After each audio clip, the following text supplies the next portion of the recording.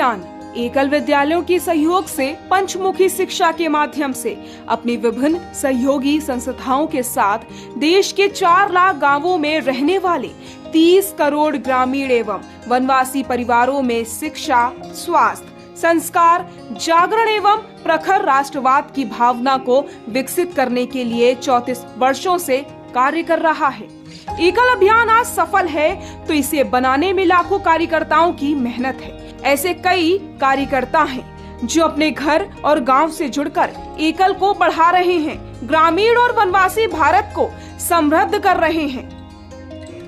इन्हीं कार्यकर्ताओं में से एक हैं धीरज कुमार। वीरों की भूमि महोबा के रहने वाले धीरज का बचपन गरीबी में बीता। पढ़ाई लिखाई में अव्वल थे, लेकिन कभी बाहर जाकर शिक्षा ग्रहण नहीं कर पाए। जब ग्रेजुएशन में पहुंचे तो कहीं से एकल अभियान के बारे में पता चला। एकल से जुड़े आचार्य बने।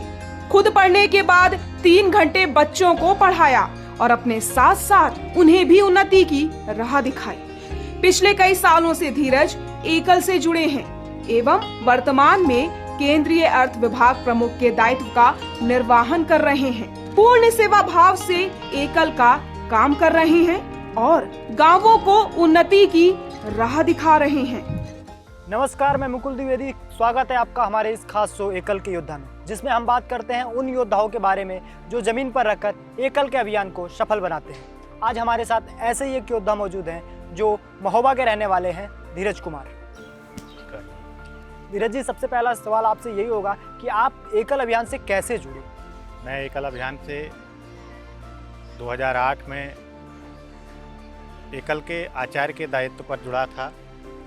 उस समय मैं इंटर की पढ़ाई कर रहा था और इंटर की पढ़ाई करते समय हमारे जिला प्रचारक महोदय के माध्यम से उनसे मुलाकात मेरी हुई और उन्होंने संगठन के बारे में बताया। हालांकि हम लोग जब शुरुआत में इसके साथ जुड़े उस समय हम लोगों के साथ आज जो हम लोग संगठन को जानते हैं उस तरह का परिचय संगठन का हम लोगों से नहीं कराया गया। लेकिन उस समय एक छात्र के रूप में एक जो जुनून था काम करने का, उसके साथ जुड़ा मैं और मैं एकल के एक आचार्य के रूप में मैंने काम करना शुरू किया। अच्छा, हर विद्यार्थी का एक सपना होता है कि वो पढ़े लिखे आगे बढ़े तो रोजगार की ओर जाए, नौकरी पाए, परिवार की सेवा करे, परिवार को आगे बढ़ाए। लेकिन आप जिस उम्र में रोजगार पानी थी, परिवार को आगे बढ़ाना था, उस उम्र में आपने समाज सेवा चुन लिया। ये कितना कठिन है आपके लिए?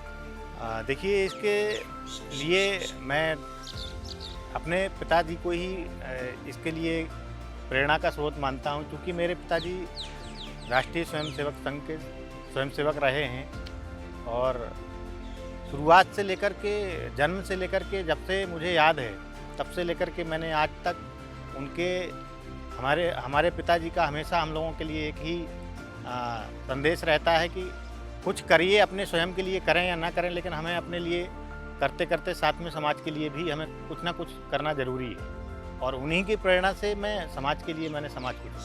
अच्छा, आप पिछले 15 सालों से समाज सेवा में हैं। इन 15 सालों में आपने क्या क्या देखा, खासकर अभियान के लिए कितना कठिन था यहाँ तक आना, कैसे आप आए? देखिए, इन 15 वर्षों की जो सेवा यात्रा रही, इन 15 वर्षों मैंने अभियान के विभिन्न दायित्वों का निर्वाह किया है। जैसे शुरुआत में एक आचार्य के रूप में मैंने काम करना प्रारंभ किया। उसके पश्चात मैं ब्लॉक लेवल पर संच प्रमुख का काम किया। संच के बाद फिर मैं अंचल टोली में अंचल मूल्यांकन प्रमुख, जो आज के समय में हम लोग अंचल कार्यालय प्रमुख बोलते हैं, उस दायित्व पर काम किया और लगभग 5 वर्ष तक लगातार मैं अंचल कार्यालय प्रमुख रहा। और एक नहीं, अन्य स्थानों पर ललितपुर में भी रहा, फतेहपुर में भी रहा, कानपुर भी रहा। उसके पश्चात अंचल टोली में काम करते करते फिर मैं संभाग कार्यालय प्रमुख बना और संभाग कार्यालय प्रमुख के बनने के बाद मैं केंद्रीय टोली का कार्यकर्ता बना।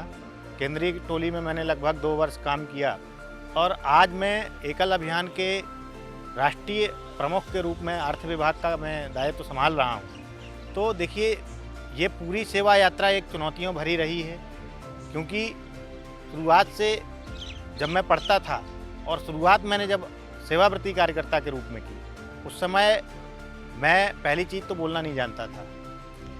सबसे बड़ी समस्या मेरे साथ यही थी, अगर मुझे कहीं किसी के साथ बैठ कर के आधा घंटे ही बात करनी हो तो मुझे बात करने में बड़ा एक तरीके से संकोच लगता था और मैं बात बहुत कम करता था। लेकिन अभियान के साथ लगातार नियमित प्रशिक्षण वर्गों में बैठना, कार्यकर्ताओं को सुनना, कैसे लोग बोलते हैं, बात करते हैं, उन सारी चीज़ों को देख करके आज मैं इतना कह सकता हूं कि समाज के एक अच्छे बड़े वर्ग को अगर संबोधित करना हो तो भी मैं संबोधित कर सकता हूं। आज मैं आपके साथ इतनी बात कर पा रहा हूं, ये अभियान की देन। अच्छा, ये अभियान की देन है। आज आप अर्थ प्रमुख हैं, तो आप फाइनेंस का काम देखते हैं, तो आज हम तकनीक में आगे जा रहे हैं, तो कंप्यूटर शिक्षा भी बहुत ज़रूरी है। तो आप एकल से 15 साल पहले जुड़े और 2011 के बाद से हमारे देश में कंप्यूटर का चलन भी ज़्यादा तेज हुआ। तो आपने कंप्यूटर की शिक्षा एकल से ही प्राप्त की थी या फिर कहीं से आपने शिक्षा ग्रहण की फिर एकल के लिए उस शिक्षा का उपयोग किया? देखिए, मैं आपको पहले ही बताया कि मैं इंटर में पढ़ रहा था और उस समय विद्यालयों में कंप्यूटर की शिक्षा का इतना ज़्यादा चलन नहीं था। उसके पश्चात जब मैं एकल से जुड़ा, एकल में मैं अपने कार्यकर्ताओं के साथ रहते रहते, काम करते करते ही कंप्यूटर का काम सीखा हूँ और आज एक अच्छे स्तर पर रह करके अच्छी तरीके से कंप्यूटर का चलाना जानता हूँ। अच्छा, आप 15 सालों में कभी घर परिवार से ऐसा हुआ कि आप समाज सेवा कर रहे हैं तो परिवार ने ये कहा कि अरे समाज सेवा क्यों कर रहे हो, कुछ धनोपार्जन या फिर परिवार कैसे आगे बढ़ेगा, इसके लिए कुछ सोचा? देखिए, ये बड़ा अच्छा प्रश्न आपने किया है और इसमें वास्तव में देखिए समाज की तरफ से भी परिवार की तरफ से भी एक दो बार ऐसा अवसर आया है जब मुझे कहा गया कि मैं जब आचार्य था और पढ़ाई कर रहा था, उसी समय जब मैं शुरुआत मैंने अभियान के साथ की, उस समय मेरे परिवार के लोगों ने मुझसे कहा कि आप कहाँ किस संस्था के साथ जुड़ गए। और खैर मेरे पिताजी ने तो कभी इस तरह की बात नहीं की, लेकिन हमारे परिवार के अन्य लोग थे, माता जी और साथ में चाचा लोग थे, उनके बच्चे भी अच्छे कॉलेजेस में पढ़ते थे, लेकिन ऐसी कभी कोई मेरे मन में ऐसा कोई वो नहीं आया कि मैं इतनी छोटे से उससे मैं धनोपार्जन करूं या कुछ करूं। तो कुल मिलाकर के जो समाज सेवा का एक चाहत थी दिन में दिमाग में, पिताजी की प्रेरणा जो मिली, उससे मुझे हमेशा यही एक मेरे दिमाग में कभी ऐसा नहीं आया कि मैं धनोपार्जन करूं। लेकिन मैं तो जिस क्षेत्र में बढ़ा आगे, आज भी इस क्षेत्र को छोड़ के मैं कहीं दूसरी जगह नहीं जा सकता। अच्छा, आप आचार्य रहे, आचार्य से संत प्रमुख बने, फिर आगे आगे कई पदों पर रहे, दायित्व संभाला। तो मुझे एक चीज़ बताइए, असल में एकल विद्यालय जैसे आप महोबा से थे, तो उन जगहों पे कैसे काम करता है महोबा, जो कि बहुत यूपी का उत्तर प्रदेश का सबसे पिछड़ा इलाकों में से एक है, तो वो वहाँ पे एकल विद्यालय कैसे काम करता है? देखिए, एकल विद्यालय का जो स्वरूप है वास्तव में अति पिछड़े वर्ग, जब मैं अपनी ही बात करता हूँ, जब मैं एकल का आचार्य बना उस समय, क्योंकि महोबा एक अत्यंत पिछड़ा इलाका है, महोबा में शिक्षा के लिए भी बहुत अच्छी सुविधाएं नहीं हैं। उस समय माता पिता के दिमाग में एक बात रहती थी कि हमारा बच्चा कहीं ना कहीं किसी न किसी रूप में विद्यार्जन करे। और उस समय मैं आपको बता दूं, जब मैं आचार्य था एकल का, आज के डेट में तो अच्छा काम एकल कर ही रहा है, उस समय 2008 में भी जब मैं एकल विद्यालय का आचार्य था, उस समय 30 बच्चों की आवश्यकता होती थी। एकल में मुझसे कहा गया था कि हम 25 से 30 विद्यार्थियों को शिक्षा देनी है, लेकिन मेरे पास पढ़ने के लिए गांव के 60 से 65 बच्चे आते थे और हम लोग 2 शिफ्ट में उनको पढ़ाते थे।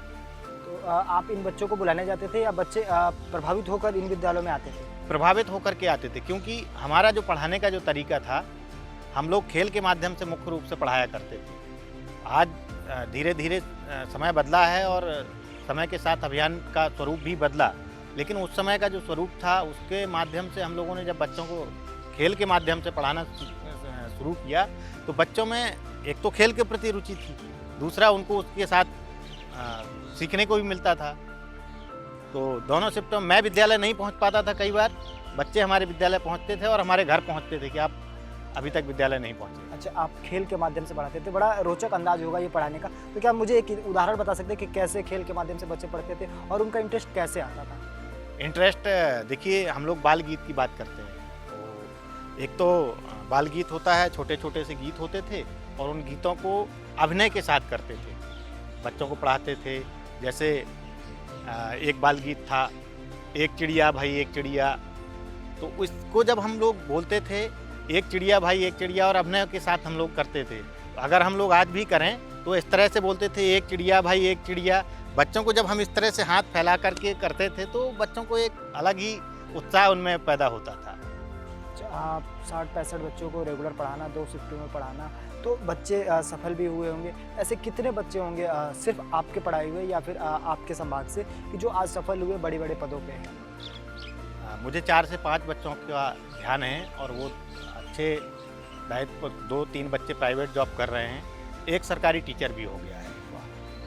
एक बहन थी, लक्ष्मी कुमारी नाम था, आज भी वो प्राइमरी स्कूल में टीचर है और अभी जस्ट 2 वर्ष पहले उसकी ज्वाइनिंग हुई है। तो ऐसे 5 बच्चे हैं जो मेरे विद्यालय से पढ़ कर के आज अच्छा काम कर रहे हैं। और वैसे भी आज भी गांव के बच्चों में उस समय जिन बच्चों को मैंने पढ़ाया है, आज भी जब उन बच्चों के साथ हम लोगों का मिलना होता है, चूँकि महीने में एक बार ही हम लोग घर जाते हैं, और जब वो बच्चे मिलते हैं तो आज भी उनमें वही सम्मान की भावना जो उस समय मेरे साथ थी, जब मैं उनका आचार्य हुआ करता था और वो मेरे छात्र थे, आज भी वही सम्मान की भावना उनके अंदर है। और गांव के लोगों के साथ वो भी आज जो हम लोग इतना भी है उनके साथ कि जो उन बच्चों को आज भी हम लोग अगर किसी भी काम को लेकर के कहें तो आज भी वो बच्चे तैयार रहते हैं। अच्छा, एक चीज़ आप बताइए कि आप वो महोबा से हैं, महोबा बहुत पिछड़ा ज़िला है, तो एक चीज़ वहाँ की आबादी भी, जनसंख्या घनत्व भी कम है, 60-65 बच्चे जुटाना भी बहुत बड़ी चीज़ है। तो आज भी आप घर जाते होंगे तो क्या अभी भी वो स्कूल विद्यालय चलते हैं, उनको देख के कुछ? हाँ, विद्यालय आज भी चलता है और कई बच्चे ऐसे हैं जो अगर किसी समय आचार्य नहीं उपलब्ध रहता है तो उनमें से कोई बच्चा अगर उपलब्ध है तो वो एकल विद्यालय को चलाता है। बहुत बहुत धन्यवाद आपका हमारे साथ जुड़ने के लिए। एक आखिरी सवाल कि आप नए आचार्य जो बच्चे को पढ़ा रहे हैं या फिर जो बच्चे एकल में पढ़ रहे हैं, उन बच्चों को क्या संदेश देना चाहेंगे? देखिए, उन बच्चों के लिए संदेश यही है कि वर्तमान में परिस्थितियों के हिसाब से मैं तो कहूँगा जिस प्रकार से हमने समाज सेवा के क्षेत्र को चुना, इस प्रकार से ठीक है, हम अपने शिक्षा प्राप्त करके हम चाहते हैं कि धन भी कमाएं, लेकिन धन कमाने के साथ साथ समाज सेवा हमारे लिए सर्वोपरि होनी चाहिए, राष्ट्र हमारे लिए सर्वोपरि होना चाहिए। ये मेरा संदेश है। बहुत बहुत धन्यवाद धीरज जी हमारे साथ जुड़ने के लिए। तो ये थे धीरज जी जो उस उम्र में समाज सेवा शुरू कर दी जिस उम्र में लोग रोजगार और जीविकोपार्जन के लिए आगे बढ़ते हैं। तो ऐसे कई योद्धा हैं जो ग्राउंड जीरो पे रहकर काम कर रहे हैं, देश और राष्ट्र के लिए काम कर रहे हैं, जो एकल अभियान को आगे बढ़ा रहे हैं।